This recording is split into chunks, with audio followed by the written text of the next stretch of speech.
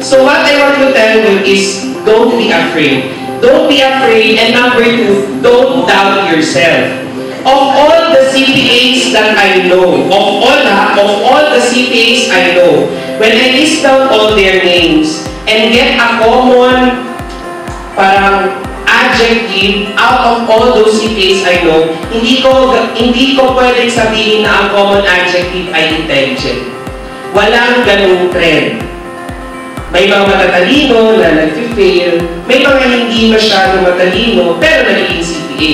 Kasi hindi talaga sagot or hindi talaga susi ng pagiging CPA ang pagiging matalino. But what I can say is, all those na mga naging CPA ay hindi natakot. Hindi natakot, hindi nag-doubt sa self.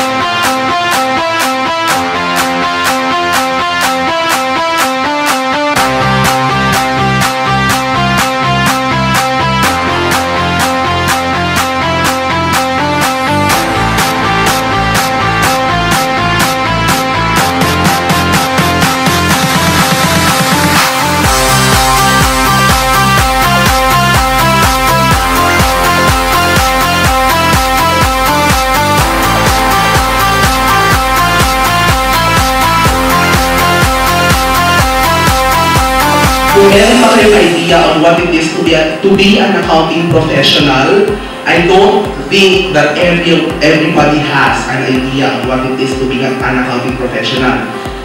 I can attest that many of us here thought na ang accounting professional yung nagbibilang ng pera, cashier, anything that has to do with money, pera, nagbabayad doon sa bangko or teller sa bangko, so on and so forth. Pero, accounting tutorials, I can attest, is important because you get to have an idea on what it is to become an accounting professional. And for some of you, this is the point in your life that you get to find the motivation and to have a vision of yourself on what you are going to be for 5 or 6 years from now.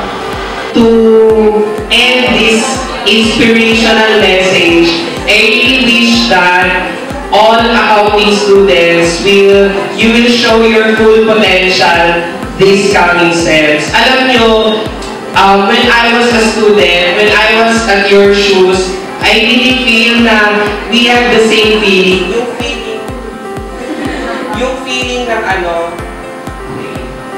Okay. So yung feeling ng parang you really feel small, parang you don't deserve to be an accounting student. Parang yung feeling na I can't do all those things. May ganong feeling. I felt that too. Pero after all those na nangyari, tingnan nyo naman ako, tingnan nyo si Kelly, tingnan nyo si JC, at lahat ng mga naging CPAs dyan. They have their own story. Pero my story was, I was not that excellent. I was just a normal student just like you.